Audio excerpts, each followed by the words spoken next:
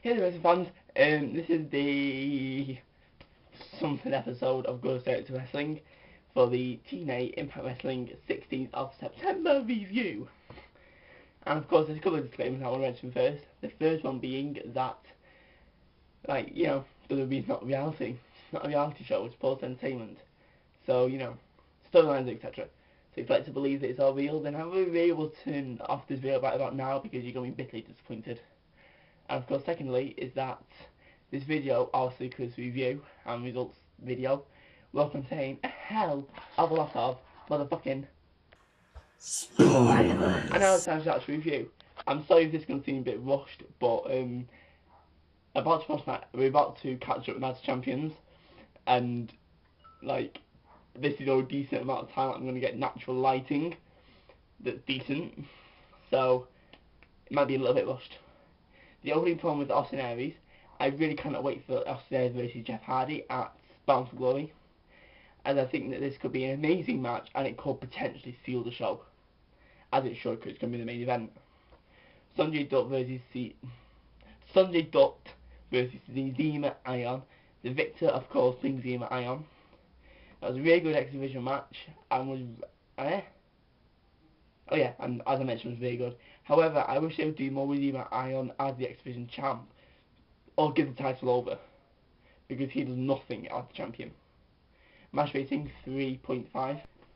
And of course, now it's time for the Bobby Roode promo. I'm glad to see this guy back on TV because he's really entertaining. AJ Styles versus Kazarian. Victor and getting a tiger rematch is AJ Styles. That was a very good match, and I'm also glad that we managed to see Styles and Angle versus Kazarian and Daniels again. Their matches are always entertaining and great to watch. Match rating is 4. Hogan promo, as in Hulk Hogan, not Brock Hogan. The whole lockdown thing is a very interesting turn for this to take, especially the way it had the 80s and 8s being all, did you lock us out, or did you lock us in? Christopher Daniels versus Chavo Guerrero. Victor and second normal contender for the tag champs is Chavo Guerrero. That was an entertaining, attention-grabbing match that played perfectly towards both the high-flying and the ground games of both athletes. Looks like Daniels and Kazarian are being set to lose the tag championship soon, seeing as they have two normal contenders that are both strong teams that are over with the fans. Match rating is 3.5. The Tara promo, loves how she said "thank you, babe" to Chrissy Hemming when she gave her the mic. Just a random little thing there. I didn't think the niceties between Brooke Tessmacher, I still call her Brooke Tessmacher, you know, because that's her name, Brooke Tessmacher and Tara would last that long. Tara's heel turn, maybe, also because she kind of like hit her best friend.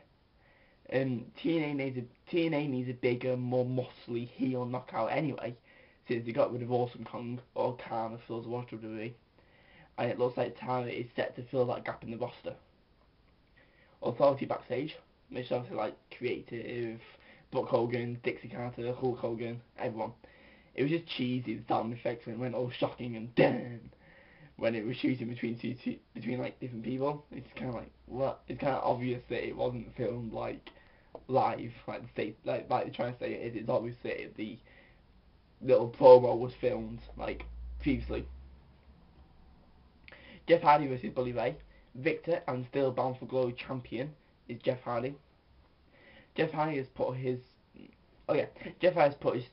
spot at Bound for Glory up for grabs in this match, which already gives it some excitement and suspense. Well done there, TNA creative team. As I've just mentioned, that match had hype already due to what's going on the line, but that match was actually epic. Like, I can't fault it. A lot of excitement with the numerous finishing manoeuvres, signature manoeuvres, and then of course the ever so existent resiliency of Jeff Hardy. Match rating was 5 diamonds. It was a dream match and I truly could not fault it. Event rating generally is 4 diamonds.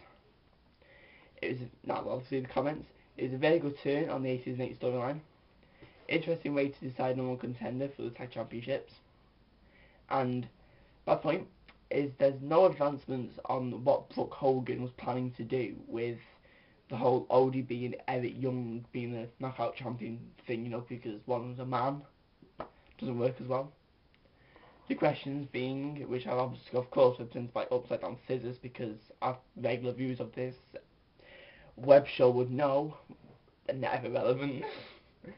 As of this episode, do you believe, if you watch both, that is, the TNA programming has been better than WWE this week? Because I personally feel it has. I've been a lot more hooked on TNA storylines, athletes, general stuff, than I have been with WWE at the moment. Do you reckon that TNA Creative are setting up new tag champs? I do. Not even much to them. And again, I wish Jay Lawler's video recovery from his little, well, not so little, heart attack. And yeah, that's it really. Thank you for watching this episode of GorgeousElliotts Wrestling. And until we see you next time, bye bye.